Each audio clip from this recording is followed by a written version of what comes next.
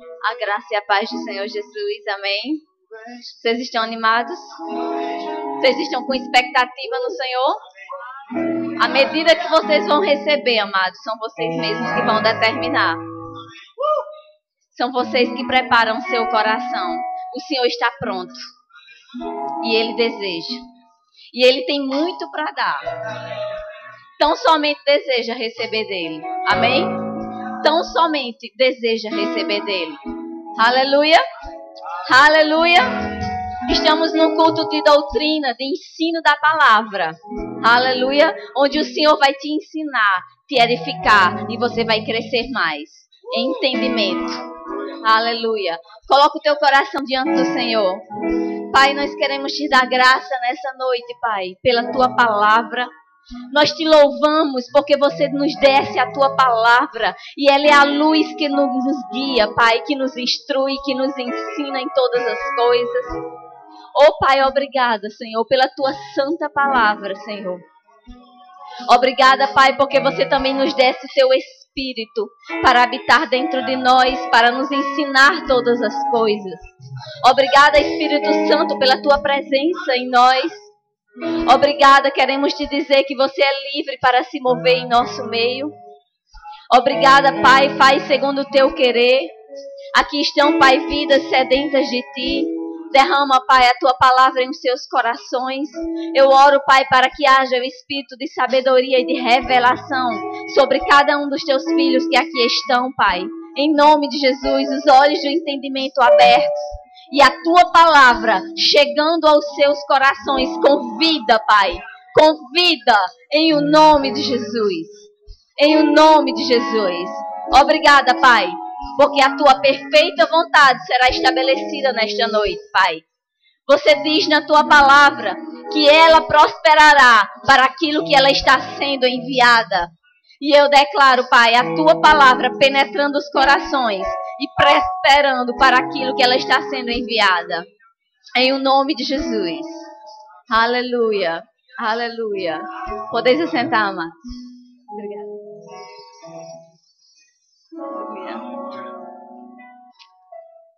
Aleluia. Glória a Deus, amados. É muito bom, amados, ter a palavra do Senhor. É muito bom conhecer essa palavra e viver nesta palavra. É estar na perfeita vontade de Deus, andar nesta palavra. Hoje à noite, amados, vamos estudar acerca da ressurreição dos mortos. Deixa eu fazer uma pergunta para vocês que estão aqui, sejam sinceros consigo mesmo. Quantos saberiam dizer alguma coisa hoje acerca da ressurreição dos mortos, se alguém lhe perguntasse? Aleluia. Aleluia. Glória a Deus por isso. Poucas pessoas, mas alguém sabe dizer alguma coisa acerca da ressurreição dos mortos. Muitos sabem o quê? Que nós vamos ressuscitar com Cristo. Afinal de contas, essa é a nossa esperança em Cristo. Porque a palavra de Deus diz, Cristo em nós, esperança da glória. Não é verdade? Mas a Bíblia também diz que nós devemos estar preparados para responder com mansidão a todo aquele que vos pedir a razão da esperança que há em vós. Então, amados, é algo que temos que conhecer o suficiente para sabermos ensinar e falar para alguém acerca dessas coisas. Porque, afinal de contas, é para isso que estamos aqui. É por isso que estamos aqui. É nessa esperança que vivemos, de estar com o Senhor na glória. Amém? Então vamos conhecer algumas coisas acerca da ressurreição dos mortos.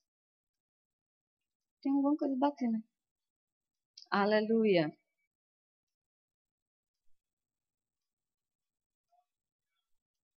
Aleluia. Então, amados, primeiramente vamos entender a importância de estudarmos acerca da ressurreição dos mortos. Primeiramente, amados, porque é uma doutrina elementar da palavra de Deus. É aquele fundamento, amados, aquele ensino básico que nós devemos ter. Amém? Se não temos esse entendimento, se não temos esse conhecimento, se não temos essa instrução dentro de nós, amados, não vamos crescer com uma estrutura forte, porque não há a base. Se não estamos estruturados em uma base forte, amados, não tem como crescermos forte. E a Bíblia diz que essa é uma das doutrinas elementares da palavra. Aleluia. Então, no estudo de hoje, vamos ver acerca disso, de que ela é uma doutrina elementar. Vamos entender alguns aspectos, a questão acerca da morte, da vivificação e o que a palavra diz sobre a ressurreição, como ela vai acontecer, qual o processo, em que tempo, quem vai ressurgir dentre os mortos. Aleluia. Então, amados, Jesus, quando ele ensinava, muitos momentos você vê nos evangelhos que fala que Jesus ele pregava, ensinava e curava. E era assim o ministério dele. E em muitos momentos que ele estava ensinando ou pregando, a Bíblia diz que o povo se maravilhava da doutrina que ele ensinava. Então Jesus tinha uma doutrina. E ele sempre ensinava acerca das doutrinas. E se você examinar os 4 evangelhos com esse olhar, você vai perceber que em todas as cartas que estão posteriores aos evangelhos, falam da doutrina que Cristo ensinava. Tudo está ligado e tudo está em concordância. Então as pessoas se maravilhavam da doutrina que ele ensinava. Você vê isso lá no Evangelho de João, no capítulo 7. E a Bíblia dá testemunho, amados, de muitos momentos em que as pessoas faziam assim. Por exemplo, após o Sermão da Montanha, né, como é conhecido, o Sermão do Monte ou o Sermão da Montanha, onde Jesus fez um grande discurso para os seus discípulos, onde ele trouxe muitos ensinamentos para os seus discípulos. No final desses ensinamentos, as pessoas ficavam admirados daqueles ensinos e daquela doutrina que eles estavam trazendo para eles. Dá para imaginar a sabedoria com que Jesus falava, a autoridade com que ele falava, a força com que ele falava. Aleluia. Vamos começar abrindo no livro de Hebreus, no capítulo 5.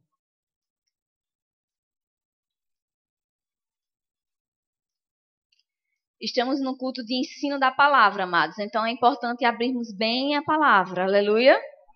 Vocês estão dispostos de conhecer mais a palavra? Hebreus, no capítulo 5. Vamos ler a partir do versículo 12. A partir do versículo 11. Que diz assim: a este respeito, temos muito que dizer, mas de difícil interpretação, porque vos tornastes tardios em ouvir. E se você vem lendo o capítulo 5 todo, você vai entender a respeito de que ele está falando. Mas vamos continuar. Com efeito, devendo já ser mestres, por causa do tempo decorrido, ainda necessitais de que vos torne a ensinar os princípios elementares dos oráculos de Deus, e vos haveis feito tais que necessitais de leite e não de alimento sólido. Aleluia. Todo aquele que ainda se alimenta de leite não está experimentado na palavra da justiça, porque é criança. Mas o alimento sólido é para os adultos, ou os maduros na fé. Para aqueles que pela prática têm as faculdades exercitadas para discernir tanto o bem como o mal. Aleluia. Amados, eu trouxe aqui um leitinho para vocês hoje. Tá muito bom. Eu preparei. Amados, o ensino de hoje, a Bíblia diz que é como um leitinho. Aquele leitinho ou aquele mingauzinho que a gente dá para as crianças quando nascem de novo. Você já parou para pensar nisso? Não é algo que nós costumamos ouvir tanto acerca da ressurreição dos mortos ou dos juízes eternos, que é outra doutrina elementar. Mas a Bíblia diz que é aquele leitinho, aquele ensinamentozinho bem básico, que você só toma mais quando você é mais criança. E quando eu comecei a estudar sobre isso, quando o Senhor me deu essa direção para ministrar sobre a ressurreição dos mortos, eu fiquei pensando, Senhor, eu sei, eu tenho um conhecimento acerca disso, eu sei dizer alguma coisa sobre isso, mas eu não sei tanto a respeito disso. Eu não tenho um conhecimento como eu deveria ter, ou melhor, como a palavra diz que eu deveria ter. Isso me entristeceu um pouco, amados, porque eu vi que eu ainda não estava como o Senhor deseja que eu estivesse. Eu tinha um conhecimento para mim, alguma coisa. Mas eu não estava naquele ponto de chegar para alguém agora e trazer todo o ensinamento sem precisar nem me preparar antes. Tendo já ele todo dentro de mim. Vocês entendem o que eu estou dizendo? Aleluia. É o leitinho. Aleluia. Veja, amados, aqui que no versículo 14 ele diz: mas o alimento sólido é para os adultos, para aqueles que pela prática têm as faculdades exercitadas para discernir tanto o bem como o mal. Então veja que o conhecimento da palavra, amados, cada vez que você se aprofunda no conhecimento da palavra, você vai estar apto para discernir o bem e o mal, para discernir aquele ensinamento errado que chega até você. Como eu sempre costumo dizer, amados, é melhor conhecermos a verdade, porque quando o engano vem, ele não vai te pegar. Você não vai cair, porque você vai estar tão firmado e tão fundamentado na verdade, amados, que quando diante de alguma circunstância vem um ensinamento errado para você, a palavra vai se levantar dentro de você. E você vai dizer, não, peraí, não é assim que a palavra diz. Eu sei o que a Bíblia diz, eu sei como está escrito. E isso não vai lhe abalar. Aleluia? Mas precisamos conhecer, amados. Precisa que haja um esforço da nossa parte. Há coisas que Deus vai fazer, mas há coisas que Deus não vai poder fazer. Porque vai depender de você. Porque vai depender do teu esforço. Ele diz, esforça-te e eu te ajudarei. Amém? Então é preciso que você se esforce. E quando você der esse passo, ele pega junto contigo. E você vai ver que nunca vai haver peso. Nunca vai ter peso. Porque ele vai estar lá junto contigo. Agora é preciso que você dê o primeiro passo, amados. Deseja sempre conhecer mais do Senhor. Conhecer mais a tua palavra, amados. Isso é segurança para as nossas vidas. Amém? Quando os meus filhos eram crianças, eles têm uma diferença pouca de idade, de Alexandre para Xandinho. Então, quando o Xandinho nasceu tomando mingau, o Sani ainda tomava mingau, tinha chupeta e tudo, tinha ainda chupetinha. E chegou uma fasezinha que ela já estava ficando grandinha, e não era mais para estar ficando de chupeta, mas ela não queria deixar, porque o irmãozinho dela, que era pequeno, que ainda estava na idade, ainda estava com a chupeta. Eu tive que começar a tirar dele para poder conseguir tirar dela, porque ela não deixava de jeito nenhum. Ela não estava querendo mais comer outras comidas mais fortes, só estava querendo o mingau que ele tomava. Vocês entendem o que eu estou querendo dizer? Como temos que nos esforçar para chegar num nível maior, para ter alimentos mais sólidos no Senhor. Amém? Aleluia. Glória a Deus. Quanto mais conhecemos, amados, a doutrina e nos firmamos nela, mais maduros, mais fortes no Senhor estaremos. As crenças firmes, amados, produzem um caráter firme. Sabiam disso? Quando você está firme em algo, amados, você não vai mais se abalar naquilo ali. Mas existem áreas da nossa vida. E talvez em algum ponto você já esteja mais forte. Em outro você precisa crescer um pouco mais nisso. Mas reconhece as áreas na tua vida em que você precisa crescer, em que você precisa se fundamentar na palavra. E busca se fortalecer nisso. Amém? Amados, há uma coisa que o diabo ele nem tenta mais comigo. Porque ele sabe que não tem mais nem chance. Eu não me abalo se eu escuto ninguém dizendo ou falando de mim alguma coisa. Porque eu sei o que a palavra diz. Se o teu coração te condena, não te condena, tu tem paz para com Deus. Amados, mas se o contrário acontece, se o meu coração me condena, eu corro e resolvo a situação. Eu peço perdão ao Senhor e aí eu sei que eu vou ter paz. Mas se ele não me condena, amados, eu tenho paz. Então eu não vou ficar me atormentando, nem moendo, nem colocando aquelas palavras dentro de mim, se o meu coração não me condena. Aleluia. Estou citando só um exemplo de uma área, mas leve isso para outras áreas onde que você já esteja forte e reconheça que há áreas que sempre estamos precisando crescer nelas. Amém? Aleluia. Então vamos continuar aqui no capítulo 6. Pelo que deixando os ensinos elementares da doutrina de Cristo, prossigamos para a perfeição, não lançando de novo o fundamento do arrependimento de obras mortas e da fé em Deus e o ensino sobre batismos. Ele fala aqui batismo, amados, porque há 3 tipos.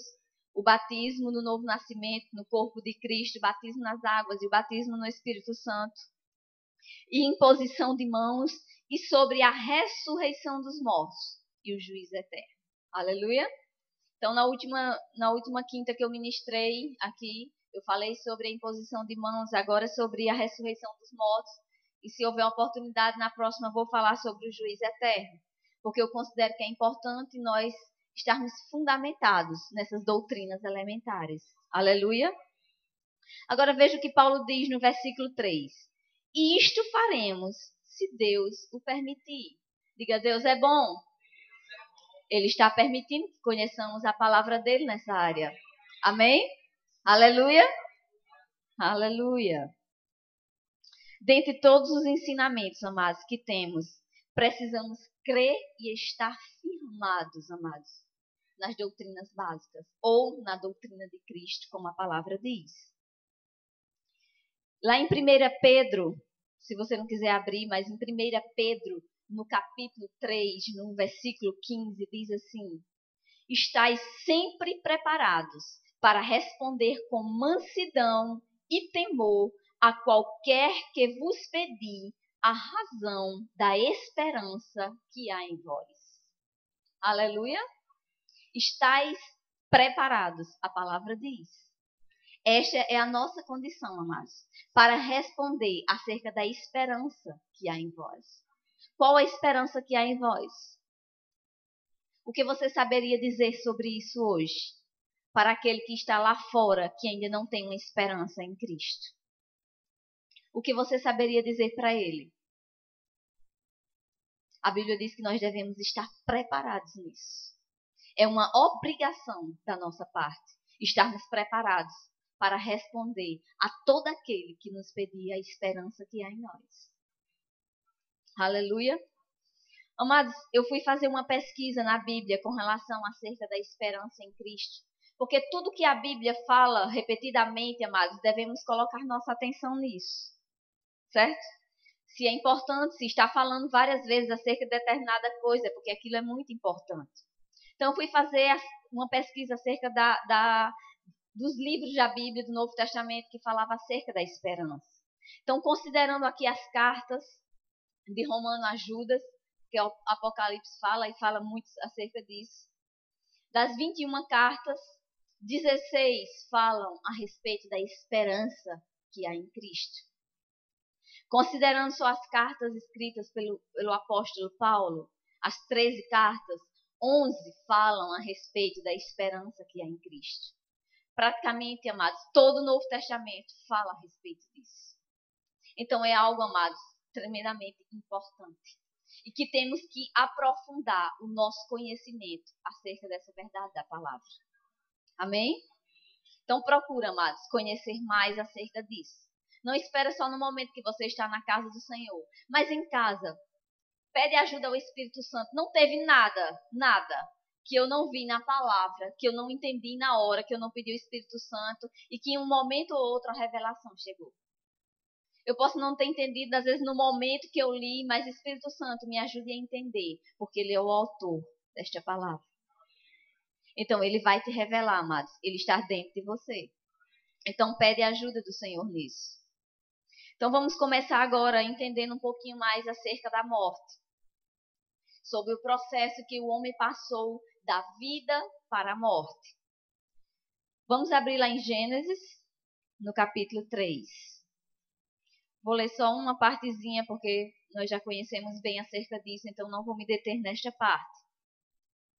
Então, nós sabemos que no princípio Deus criou o homem, o corpo e o espírito do homem. E no momento que o Senhor soprou no homem, ele se tornou, o fôlego da vida, ele se tornou alma vivente. Não é assim que a palavra diz? Mas algo aconteceu, amados, que o homem perdeu essa condição de vida. E foi o pecado. Foi o pecado de desobediência ao Senhor. Então, algo aconteceu que tirou o homem daquela condição que Deus o criou originalmente para ser e para assim viver eternamente. Então, ele pecou e desobedeceu ao Senhor, e nós vimos isso aqui no capítulo 2 e no capítulo 3, acerca daquilo que Deus disse para o homem não fazer, e ele fez e ele pecou. Mas houve uma consequência por causa deste pecado e por causa desta desobediência. E nós vemos aqui no capítulo 3 que as consequências, dentre outras consequências, que eu não vou citar tudo, mas dentre outras consequências dessa morte, o homem morreu espiritualmente. Ele separou-se de Deus. Essa morte espiritual significa essa separação do Senhor. Mas houve também outra consequência. Ele morreu também fisicamente. Veja aqui no capítulo 3, no versículo 19. O Senhor diz: do suor do teu rosto comerás do teu pão, até que tornes a terra, porque dela foste tomados, pois és pó e ao pó tornarás. Então, amados, esta foi uma consequência da morte espiritual. O homem também morreu fisicamente. E eu estou falando acerca disso porque nós vamos, para que nós possamos, como base, para que possamos entender a ressurreição em Cristo Jesus. A morte, amados, foi somente a separação. A morte física, ela representa o quê? A separação do espírito do homem e do corpo dele.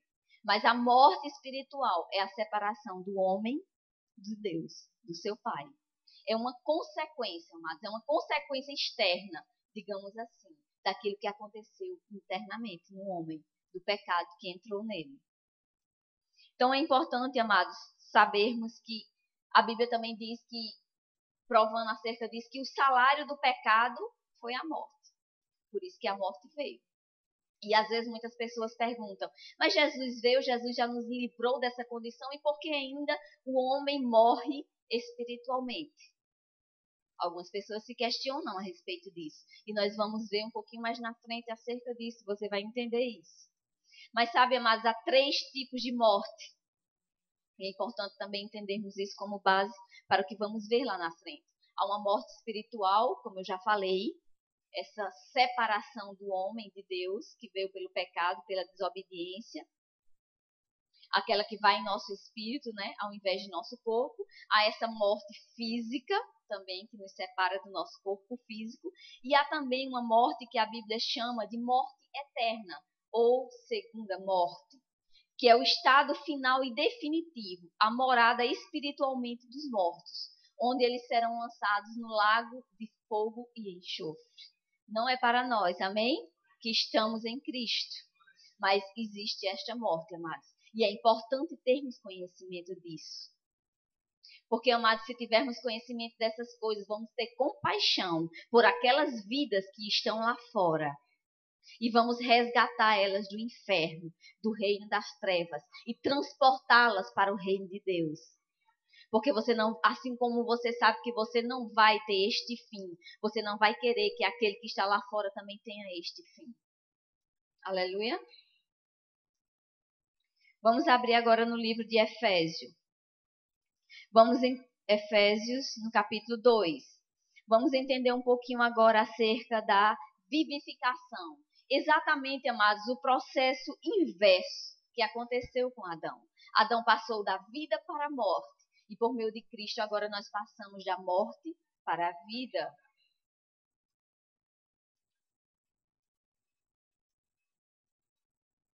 Aleluia.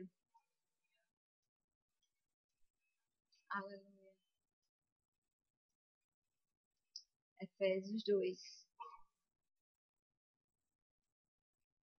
A partir do versículo 1 diz assim: Ele vos vivificou, estando vós mortos nos vossos delitos e pecados, nos quais andastes outrora, segundo o curso deste mundo, segundo o príncipe das potestades do ar, do espírito que agora opera nos filhos da desobediência. Veja no versículo 5. Estando nós ainda mortos em nossos delitos, nos vivificou juntamente com Cristo, pela graça sois salvos. Glória a Deus, amados. Deus não deixou o homem naquela condição de separado espiritualmente dele. Mas por meio de Cristo, amados, ele elaborou um plano de salvação para nos resgatar desta condição de separados, de mortos espiritualmente. Então a Bíblia diz que aqueles que estão em Cristo foram vivificados juntamente com ele. Aleluia. Aleluia. Mas o homem, como nós bem sabemos e bem escutamos, principalmente quem já fez o rema conhece muito bem acerca disso, que é um ser trino. Ele é um ser espiritual. Deus o criou um ser espiritual que tem uma alma e que habita um corpo.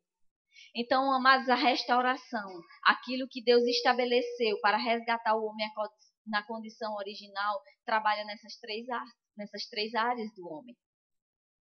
Em Cristo, amados, quando nós nascemos de novo, quando somos resgatados das trevas para a luz, o nosso espírito, amados, é feito nova criatura. Ele é nascido de novo. Ele não é restaurado, mas ele é feito novo, nova criatura. Com a nossa alma, amados, nós que temos que fazer, renovando ela pela palavra, conhecendo a palavra a cada dia, assim como Alexandre falou, a cada dia nos alimentando da palavra e transformando nosso entendimento. Aleluia.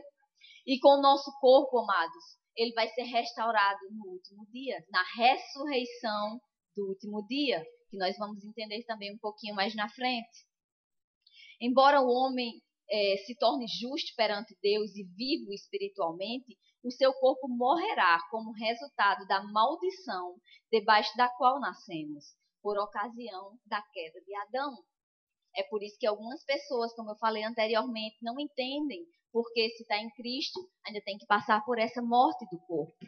Mas Cristo nos resgatou da maldição da lei. Mas essa é uma maldição que entrou no homem como uma consequência do pecado. Nós vamos ter o nosso corpo glorificado, amado, mas vai ser na ressurreição do último dia. Aleluia. Se ele voltar antes, amados, não vamos passar por essa morte. Vamos ser arrebatados com ele. Vamos para a glória com o Senhor.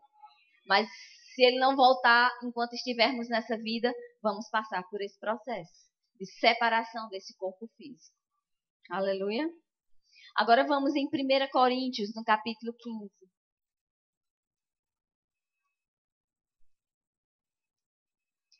Amados, eu quero animar vocês a lerem esse capítulo hoje em casa. Vocês vão entender muito mais acerca da ressurreição. Esse capítulo 15 nem é tão grande. Paulo aqui ele faz uma defesa acerca da ressurreição. Então nós entendemos que aqui na igreja de Corinto, pessoas estavam se levantando com ensinamentos errados acerca da ressurreição. Alguns diziam que não havia ressurreição dos mortos. E Paulo começa a mostrar que se isso não existe, então Cristo não ressuscitou. E se Cristo não ressuscitou, é vã a nossa fé. Então não faz sentido estarmos aqui se não crermos na ressurreição dentre os mortos. Então é muito interessante o que ele fala aqui. Então nós não temos tempo de ler isso tudo, mas lê o capítulo 15 hoje, dever de casa, tá certo? Chegar em casa rapidinho antes de dormir, não vai nem ter sono, porque é bem interessante. E você vai entender mais acerca da ressurreição. Aleluia. Aqui no versículo 25 e 26 diz assim: ora, o último inimigo que há de ser destruído é a morte. Pois todas as coisas sujeitou debaixo de seus pés. Mas quando diz que todas as coisas lhe estão sujeitas, claro está que se excetua aquele que lhe sujeitou todas as coisas. Então, amados, a morte será o último inimigo a ser vencido. Aleluia. Esse verso aqui, amados, ele faz alusão àquilo que está escrito no Salmo 110, no versículo 1. Se você anotar depois também, você pode conferir o Salmo 110 lá.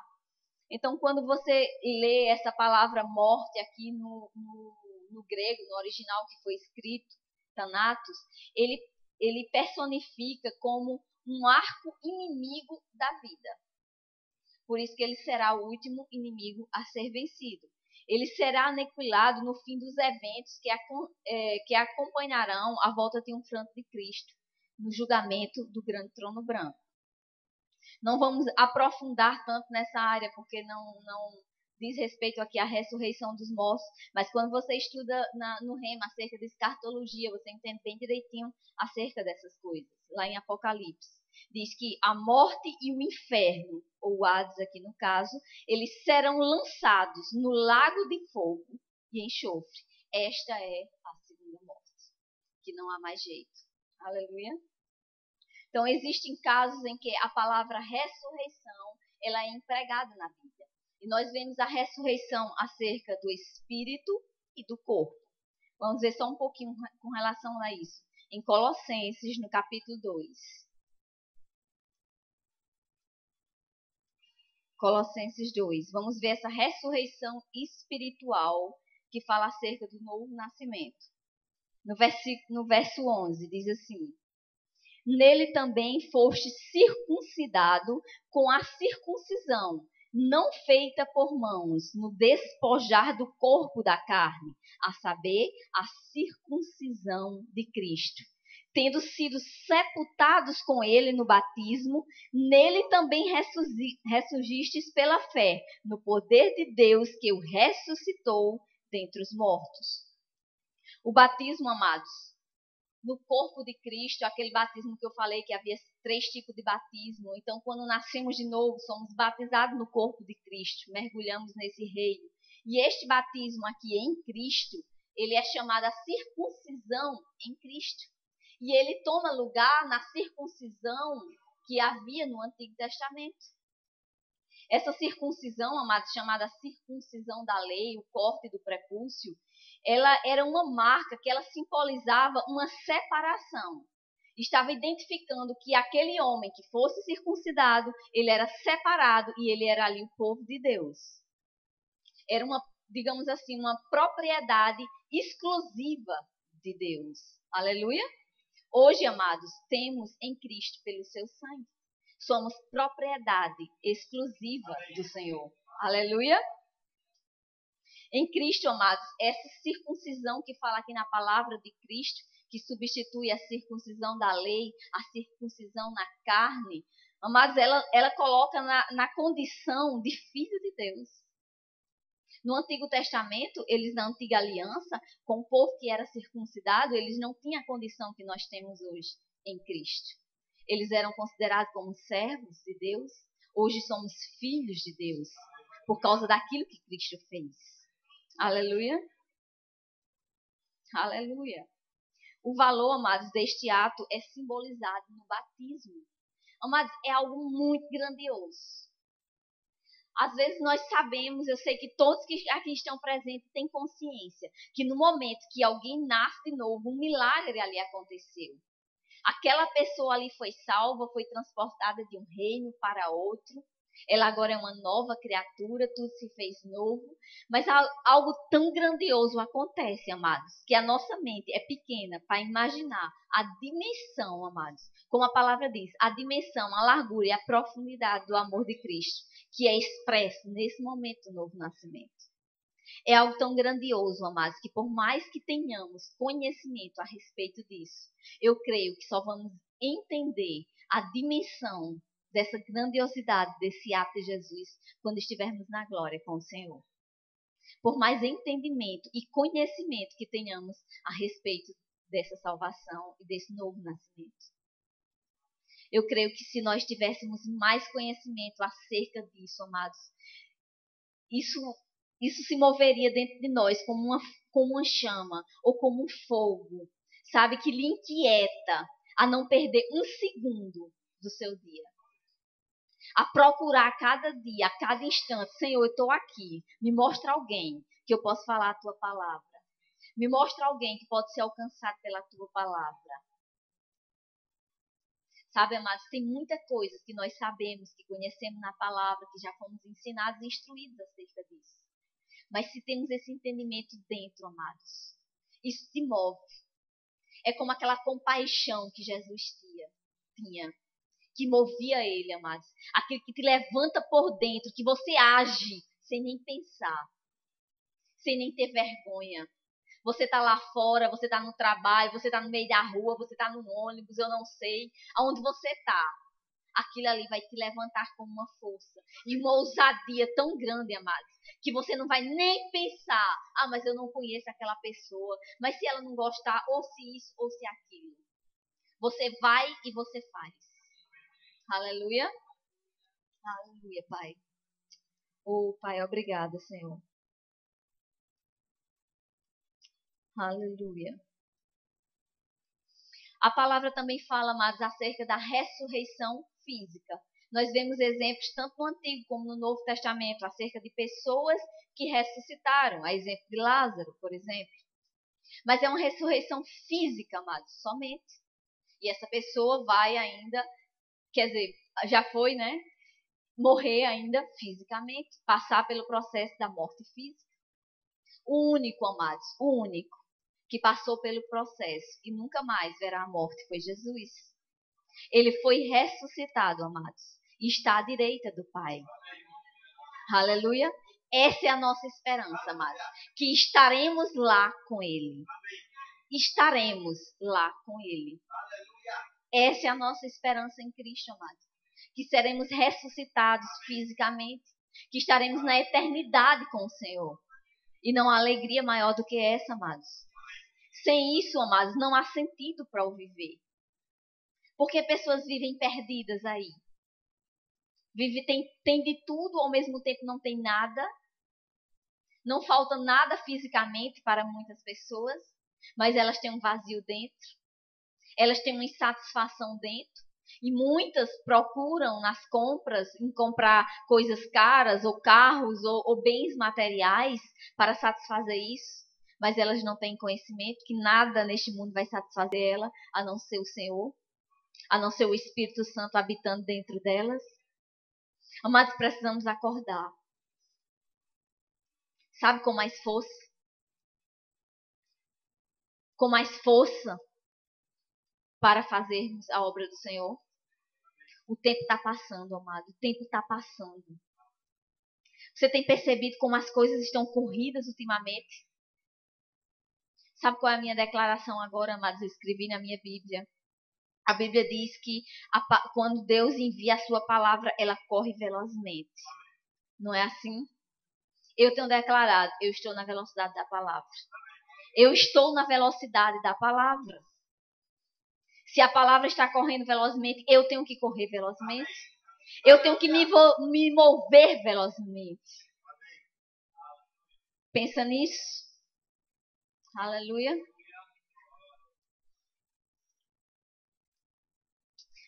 Vamos ver agora o que a Bíblia fala acerca da doutrina da ressurreição dos mortos.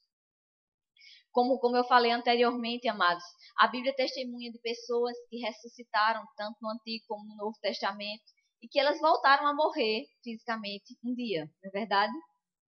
E o único que ressuscitou para nunca mais morrer foi Jesus Cristo.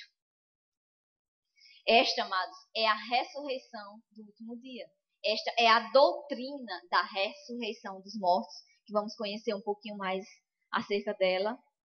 Vamos abrir no livro de Daniel, no Antigo Testamento, no capítulo 12. E vamos ver que a Bíblia fala acerca de 2 tipos de ressurreição. E que precisamos, amados, ter conhecimento acerca disso. Daniel, no capítulo 12, no verso 1, diz assim: Nesse tempo se levantou Miguel, o grande príncipe que protege os filhos do teu povo, e haverá um tempo de angústia, qual nunca houve, desde que houve nação até aquele tempo. Mas neste tempo livrar-se-á teu povo, todo aquele que se achar escrito no livro da vida. Aleluia! Muitos dos que dormem no pó da terra ressurgirão, uns para a vida eterna e outros para a vergonha e o desprezo eterno. Então, amados, aqui nós vemos os 2 tipos de ressurreição, para a vida e para a condenação. É bíblico, amados. Infelizmente, há ensinos em que dizem que você pode ainda ter salvação após a vida. Mas isso não é verdade, isso não é bíblico, isso não está escrito na palavra. E aqui está escrito que vai haver duas ressurreições, para a vida daqueles que estão em Cristo e para a condenação daqueles que, infelizmente, morrerem sem estar em Cristo. É uma verdade bíblica. No Evangelho de João, se vocês não quiserem abrir, eu leio aqui para vocês, no capítulo 5, também fala a respeito disso, no versículo 28. Jesus, o próprio Jesus, ele diz: não vos maravilheis disto, pois vem a hora em que todos os que estão nos sepulcros ouvirão a sua voz e sairão. Os que fizerem o bem sairão para a ressurreição da vida, e os que praticarem o mal para a ressurreição da condenação. É vida ou morte, amados, não há outro caminho. E Deus é bom, amados, que Ele diz: escolhe a vida para que te vá bem, para que prospere o teu caminho. Então é vida, é a ressurreição para a vida eterna daqueles que estão em Cristo. Ou, infelizmente, a ressurreição para a condenação daqueles que morreram sem ter o Senhor. No livro de Atos, no capítulo 24, diz assim: tendo esperança em Deus, como estes mesmos também esperam, de que há de haver ressurreição, tanto de justos como de injustos. Então vai haver, amados, a ressurreição. Que o homem creia ou que ele não creia, porque está escrito na palavra. Tanto de justos como de injustos. Os justos para a vida eterna e os injustos para a condenação eterna também. Aleluia. Vamos ver um pouquinho acerca dessa primeira ressurreição, a ressurreição para a vida ou a ressurreição do último dia, como ela também é conhecida. Cláudio, pode passar o slide? Então, a Bíblia fala sobre essa ressurreição do último dia e o próprio Jesus refere a ela quando ensinava aos discípulos como a ressurreição dos justos. Se você abriu aí no Evangelho de João, vai um pouquinho mais na frente, no capítulo 6, no verso 40, e ele diz: pois a vontade do meu Pai é que todo aquele que vê o Filho e nele crê tenha a vida eterna, e eu o ressuscitarei no último dia. Amém? Esta é a nossa esperança em Cristo, amados. Esta é a vontade do Pai, amados. Mas você vê que a Bíblia diz que era todo aquele que nele crê. Infelizmente, aqueles que não creem, amados, não terão essa ressurreição para o último dia. Aleluia. No Evangelho de Lucas, não vou ler lá, mas no capítulo 14, Jesus também fala acerca dessa ressurreição. E ele chama a ressurreição dos justos. Essa ressurreição do último dia. E em 1 Coríntios, no capítulo 15, aquele capítulo que vocês vão ler hoje quando chegar em casa, amém? No capítulo 15, Paulo fala bastante acerca dessa ressurreição. Deixa eu ler aqui o versículo 29 para vocês, ao 34. De outra maneira, que farão os que se batizarem pelos mortos, se absolutamente os mortos não ressurgirem? Porque se batizam eles que estão mortos? Porque estamos nós também a toda hora em perigo. Eu vos declaro que cada dia morro glorificando-me em vós, irmãos, por Cristo Jesus nosso Senhor. Então, ele vai falando aqui, essa defesa que eu falei dele acerca da ressurreição. E é muito interessante, amados, ver os argumentos que Paulo coloca aqui. Acerca da ressurreição em Cristo, ou dessa ressurreição no último dia. E eu lhe pergunto, como será isso? Para quem é isso? Como vai acontecer isso? Ela vai se dar, amados, em etapas. Ela não vai acontecer toda num momento só. Então, vamos entender que ela vai acontecer em 4 etapas. E essa ressurreição, amados, ela trata da transformação dos corpos corruptíveis em corpos incorruptíveis. E ela é restrita àqueles que morreram em Cristo, ou os justos que estiverem vivos na ocasião do arrebatamento da igreja. Aleluia. É aquela, amados, em que os justos serão transformados e receberão um corpo eterno, incorruptível, como o do Senhor Jesus. Vocês se alegram com isso? Aleluia. teremos um corpo incorruptível, amados, assim como o de Jesus. Esse evento, amados, também é chamado pela Bíblia de redenção do corpo. Que por essa redenção nós seremos livres de toda dor e enfermidade para sempre. Aleluia! A Bíblia diz, amados, que Jesus já levou sobre si, não é verdade? Toda dor e enfermidade. Mas nós temos aqui que está exercendo fé e perseverando para estarmos nessa condição. A enfermidade vem, nós perseveramos porque declaramos a verdade da palavra. Cremos que somos sarados e perseveramos nisso. Mas chegará um tempo, amados, que isso não precisaremos mais disso. Que teremos um corpo glorificado. Apocalipse, no capítulo 21, diz que Deus enxugará dos seus olhos toda lágrima. Não haverá mais morte, nem pranto, nem clamor, nem dor, pois já as primeiras coisas são passadas. Aleluia! Glória a Deus por isso. Vamos agora em Tessalonicenses, na carta aos Tessalonicenses, no capítulo 2.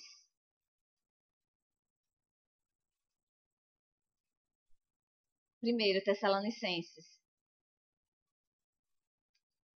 No capítulo 4, amados, perdão. No capítulo 4, a partir do verso 13. Esse trechozinho aqui também fala acerca da vinda de Cristo. E Paulo aqui diz: não quero, porém, irmãos, que sejais ignorantes acerca dos que já dormem. Então, mas não podemos e não devemos ficar ignorantes acerca dessas coisas. Temos que conhecer tudo que a palavra diz. É bom ouvirmos sobre fé, é bom ouvirmos aquelas ministrações em que nós vibramos, pulamos e gritamos, mas também precisamos conhecer tudo que a palavra diz. Porque a Bíblia diz que toda a Escritura, toda, é divinamente inspirada e proveitosa para nos ensinar, corrigir e instruir em toda justiça. Aleluia! Então se alegra com todo o ensino do Senhor. Não quero, porém, irmãos, que sejais ignorantes acerca dos que já dormem, para que não vos entristeçais como os demais que não têm esperança. Não é assim que acontece? Quando alguém morre, quando um ente querido de uma pessoa que não tem esperança em Cristo, que não tem a salvação, ela não fica triste? Por mais que um crente fique triste quando um ente querido seu morre, você se abala um pouco porque é uma separação. Mas você sabe que há uma esperança em Cristo. Você sabe para onde ele está indo. Então é uma tristeza diferente, não é verdade? Você sente, não somos insensíveis. Nós sentimos a partida daquele ente querido. Mas é diferente, amados, daqueles que não estão em Cristo, daqueles que não têm a esperança em Cristo. Eles ficam desesperados e gritam e se escabelam todo. Porque eles não têm conhecimento acerca dessas coisas que nós estamos estudando agora. Eles não têm conhecimento acerca da ressurreição em Cristo. Porque, na verdade, muitos nem estão em Cristo. Então, cremos que Jesus morreu e ressuscitou. Assim também cremos que aos que dormem em Jesus, Deus os tornará a trazer com ele. Aleluia! Dizemos isto pela palavra do Senhor, que nós, os que ficamos vivos para a vinda do Senhor, não precederemos os que dormem. Aqui, amados, já dá um indicativo de como acontecerá essa ressurreição dos mortos. Nós não precederemos os que dormem, ou seja, aqui já está dizendo que eles ressuscitarão primeiro do que nós, quando Cristo vier para o arrebatamento da igreja. Pois o mesmo Senhor descerá do céu com grande brado, a voz do arcanjo, ao som da trombeta de Deus, e os que morreram em Cristo ressurgirão primeiro. Depois nós, os que ficamos vivos, seremos arrebatados juntamente com ele nas nuvens, para o encontro do Senhor nos ares, e assim estaremos para sempre com o Senhor. Diga, para sempre. Aleluia. Amados, aqui fala do arrebatamento. Então é importante entendermos, por essa imagem aqui você consegue entender que esse arrebatamento, que fala nessa parte aqui do meio, que vai ocorrer antes da tribulação, é este momento que Jesus vem até as nuvens. Então, como ocorrerá? Ao som de trombetas. É como um piscar de olho. Amado, dê uma piscadinha em teu olho, bem rapidinho. Não é rápido? Vai ser desse jeito. Nessa questão de segundos, de fração de segundos, amados. Aqueles que morreram em Cristo, eles ressurgirão primeiro. Depois nós, os que estivermos vivos. Amém? Você tem essa esperança? Seremos arrebatados? Que não passaremos pela morte? Aleluia! Então, primeiramente, aqueles que já morreram em Cristo, amados, eles ressurgirão. E depois aqueles que estiverem vivos, então encontrarão com o Senhor nas nuvens. Amados, e é importante entendermos que este momento aqui do arrebatamento da igreja não é a segunda vinda de Cristo. São momentos distintos e que vai acontecer posteriormente.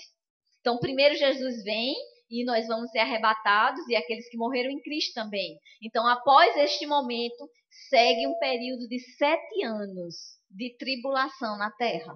Será anos, amados, de muito sofrimento. De tudo que não presta vai se manifestar muito mais aqui na terra. Será um tempo de grande sofrimento, de grande dor. Porque os filhos de Deus não estarão mais aqui na terra. O Espírito de Deus não estarão. A graça nem a misericórdia de Deus estará mais operando. Aleluia. Então, após esse período de 7 anos, amados, aí sim ocorrerá a segunda vinda de Cristo, onde ele vai vir para reinar aqui na terra por 1000 anos. E a igreja, aqueles que foram ressuscitados com Cristo, virão juntamente com ele e reinarão aqui na terra por 1000 anos. Aleluia! E depois vai acontecer outras ressurreições, como vamos ver um pouquinho mais lá na frente. Então, nós vimos aqui que esse trechozinho aqui de 1 Tessalonicenses, ela deixa bem claro como vai acontecer, não é verdade? Esse momento da ressurreição, do arrebatamento daqueles que estavam mortos em Cristo e daqueles que estão vivos em Cristo. Vamos voltar um pouquinho agora no livro de Tito.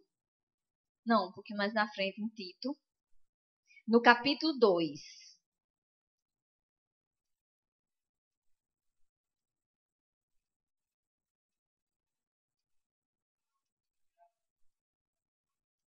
E vamos ver, amados, que esse arrebatamento, essa ressurreição para a vida, amados, é dita como a nossa esperança em Cristo.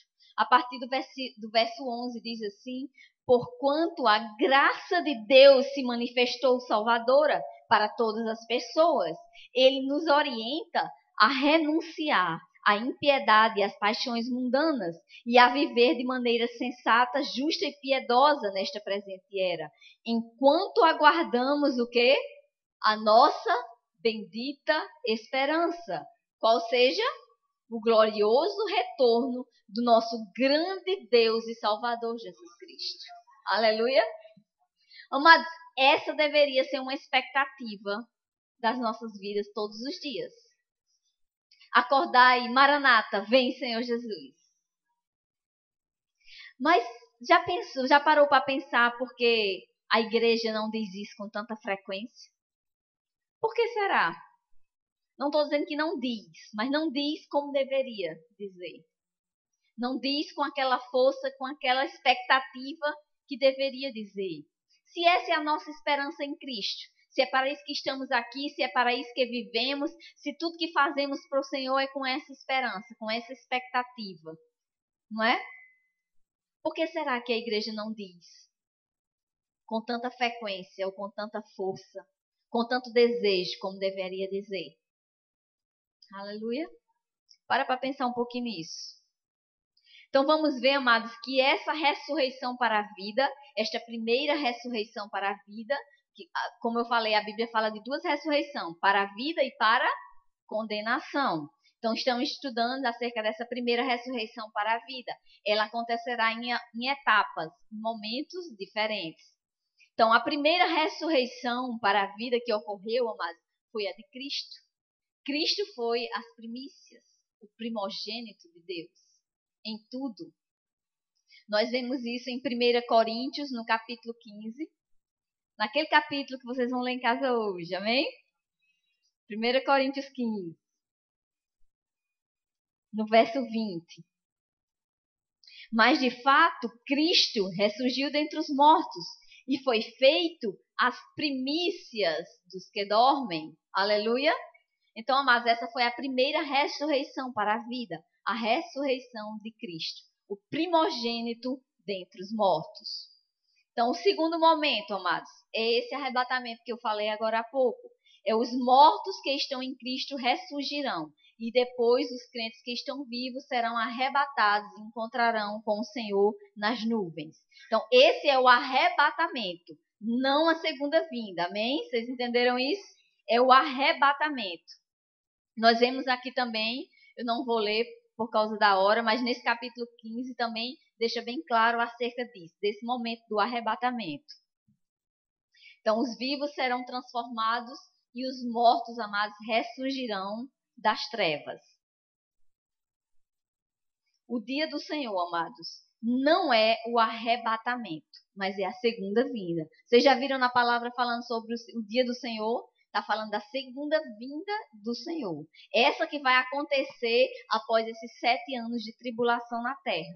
Quando ele vem com a sua igreja para reinar 1000 anos na terra. Essa sim é a segunda vinda de Cristo. Porque a primeira vinda de Cristo foi quando ele se fez homem e veio habitar entre nós, para nos salvar. Então, a primeira ressurreição foi a ressurreição de Cristo. A segunda será o arrebatamento. A terceira, amados, que fala lá em Apocalipse acerca das duas testemunhas. E ela ocorrerá no final desses 7 anos de tribulação. Essas duas testemunhas, depois vocês também podem ler em Apocalipse no capítulo 11. Também não vou entrar nessa parte. Fala acerca dessas duas testemunhas que serão arrebatadas. E por fim, amados, ocorrerá a ressurreição dos santos da antiga aliança e dos mártires dos 7 anos de tribulação. Aqueles, amados, que creram em Jesus neste período de tribulação, que eu falei que será um período de muito sofrimento, de muita dor. Mas sabe, amados, a Bíblia diz, prega a palavra a tempo e fora de tempo. Planta, amados, planta a palavra. Embora que você não veja uma colheita ali, nunca sabemos o amanhã, o que vai acontecer. Se o Senhor nos leva hoje, amados, ainda há uma esperança para essas vidas. Elas ainda serão arrebatadas. Elas ainda poderão se entregar ao Senhor. Vai ser com muita dor e com muito sofrimento. Mas ainda há uma esperança para essas vidas. A palavra que vai estar ali dentro delas. Eu não sei se vocês já viram um livro de Benihim que ele diz o que fazer se eu perder o arrebatamento. Não é para nós, amém? Para aqueles que ficarem. Para aqueles que infelizmente não confessarem Jesus como Senhor e Salvador, não nascerem de novo. Então o que fazer? Então já tem um livro aí para esses que ficarem, para ler e ainda chegar no Senhor. Então, amados, são essas 4 etapas. Cristo, depois vem o arrebatamento. O arrebatamento são aqueles que morreram em Cristo, depois que Cristo veio, e aqueles que estão vivos. Aí vem a ressurreição das duas testemunhas. E, por fim, vem a ressurreição daqueles mártires do Antigo Testamento, da Antiga Aliança. Aqueles que morreram na fé também. E dos santos dos santos da antiga aliança e dos mártires desse período de 7 anos de tribulação antes da segunda vinda de Cristo. Então é nesse período, antes da segunda vinda de Cristo, que vai acontecer esse arrebatamento. Você vê também em Apocalipse no capítulo 20. Vamos lá em 1 Tessalonicenses no capítulo 5. Já estou finalizando. 1 Tessalonicenses, no capítulo 5.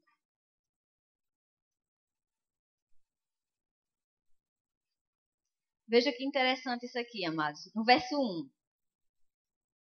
Paulo fala aqui sobre a necessidade de vigiarmos e estarmos atentos. Mas preste atenção a uma coisa que às vezes não atentamos quando lemos a palavra. A partir do verso 1, capítulo 5, verso 1. Mas, irmãos, acerca dos tempos e das épocas, não necessitais de que se vos escreva, Pois vós mesmos sabeis muito bem que o dia do Senhor virá como um ladrão da noite. Preste atenção, amados, que a igreja de Tessalônica tinha bastante conhecimento acerca dessas coisas. Acerca do fim dos tempos, acerca do estudo da escatologia. Então ele fala que o dia do Senhor virá como um ladrão. O que é que ele está querendo dizer? Que é um dia que você não espera, que você não sabe como. Porque se você tivesse o conhecimento, se uma pessoa tivesse um conhecimento de um dia que um ladrão viesse na casa de alguém, ele ficava ali pronto, chamava logo a polícia. E estava lá ali tudo preparado para o dia que ele viesse, mas você não sabe. Então ele diz que é um dia que vai acontecer de surpresa, que ninguém sabe. Só o Pai sabe o dia e a hora. Pois vós mesmos sabeis muito bem que o dia do Senhor virá como um ladrão de noite. Quando andam dizendo a paz e segurança, então lhes sobrevirá repentina destruição, como as dores de parto aquela que está grávida. E de modo nenhum escaparão. Mas vós, irmãos, aleluia, está falando conosco? Diga, está falando comigo. Já não estáis em trevas, aleluia, para que este dia vos surpreenda como um ladrão. Então, amados, esse dia pode vir como uma surpresa para aqueles que não estão em Cristo. Mas para aqueles que estão em Cristo, amados, não é para ser uma surpresa. Porque, amados, se andamos no dia a dia, na palavra, em obediência ao Senhor, se estamos alinhados com o Senhor, alinhados com a sua palavra, amados, não vamos ser surpreendidos. Se estamos caminhando no certo. Agora, se não estamos, poderemos ser. Não é verdade? Mas se está tudo bem em nossa vida, se a nossa vida está alinhada, mas não vamos ser pegos de surpresa. Esse dia como um ladrão, amado, só serve para o ímpio, mas não para o justo. Os ímpios não entenderão o que ocorrerá, porque as pessoas sumiram. Você já pensou os que ficarem? Aqueles que não têm conhecimento nenhum? Como eles se questionarão? Mas vai ter aqueles, amados, que dirão, eita, eu sei o que aconteceu. Os crentes viviam falando acerca disso, de que eles seriam arrebatados. E talvez muitos se arrependerão, porque a palavra foi semeada em seus corações. Prega a palavra, amados, a tempo e fora de tempo. O espírito de ousadia está dentro de você. Não perde um segundo, amados, porque nós não sabemos quanto tempo nós temos. Não é verdade? O Senhor pode vir a todo instante, eu posso nem terminar essa ministração. Não é verdade? Eu posso nem terminar isso. E você já pensou, amados, se estivermos diante do Senhor, sabe, como um filme assim, vendo toda a nossa vida, e você vê, eita, olha como eu perdi tempo naquele dia. Quando eu fiquei ali, só assistindo televisão, ou só fazendo nada, ou só no Facebook, sei lá, alguma coisa. Tudo bem, você pode estar fazendo alguma coisa edificante. Vocês entendem o que eu estou falando? Olha aquela pessoa ali, que o Espírito me deu uma direção para ir lá falar com ela e eu fiquei com vergonha. E você vendo todo o filme da tua vida. Amém? Mas Deus tem falado isso comigo ultimamente. Acerca dessa ousadia, dessa forma de falar com as pessoas, de fazer a diferença. Essa semana eu pego quentinha aqui do lado da igreja, nos dias que eu estou trabalhando aqui. E eu cheguei lá e falei com a menina que trabalha aqui do lado. Como eu falo sempre, dou bom dia e falo que vim pegar a quentinha. E ela anotou tudo lá, eu me sentei. Amados, quando eu me sentei, eu escutei tão forte a palavra do Senhor. Não era audível não, mas parecia audível de tão forte que foi. E ele disse, por que você não falou com ela diferente? Todo mundo fala assim como você fala. Amados, doeu dentro de mim. Eu não falei nada de errado. Eu falei certo, eu falei normal, digamos assim, como todo mundo fala. Amados, mas o Senhor está com pressa. Ele quer que a gente faça a diferença. Uma palavra, sabe um cartãozinho que é dado aqui na igreja para os visitantes? Uma palavra vinda da parte de Deus, amado, pode mudar o rumo de uma vida para sempre. Você pode achar que não é nada demais, mas se é uma palavra ungida por Deus, amado, se é uma palavra direcionada por Deus, ela vai operar naquela vida. E o Espírito vai operar e vai trabalhar, amado, e você não sabe o que Deus pode fazer com uma palavrinha só que sai da tua boca. Aleluia. Outro momento, amados, que o Senhor falou comigo, assim, também muito forte. Há um tempo atrás, quando teve um culto aqui na igreja de ações de graças, eu acho, para uma turma que estava se formando. E eu também recepcionando as pessoas lá fora, e teve uma hora que eu fiquei meio perdida, eu não sabia quem era crente, quem não era crente, e eu falava boa noite, eu falava paz, mas eu estava falando muito normal, digamos assim, entende? Vocês entendem o que eu estou dizendo? Tava ali procedendo da forma certa, mas, amados, havia uma tristeza tão grande dentro de mim pelo o jeito que eu estava agindo, porque eu sei que não era o melhor, não era assim que Deus queria que eu agisse. E Ele tem falado muito comigo, amados, a respeito disso. Nessa forma de como você falar, de você não perder uma oportunidade, de você fazer diferente, amados. Todo mundo lá fora dá bom dia, boa noite, boa tarde, ou fala uma coisa ou outra, mas nós, como filhos de Deus, amados, temos uma palavra viva. Nós temos muito mais dentro de nós e podemos fazer muito mais. Não é verdade? Aleluia.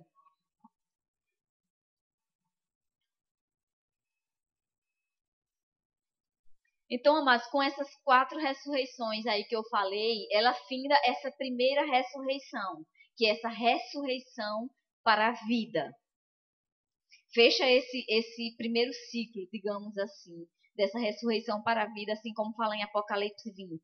Então, por ocasião dessa segunda vinda de Cristo, que ocorre após esses 7 anos de tribulação, né, onde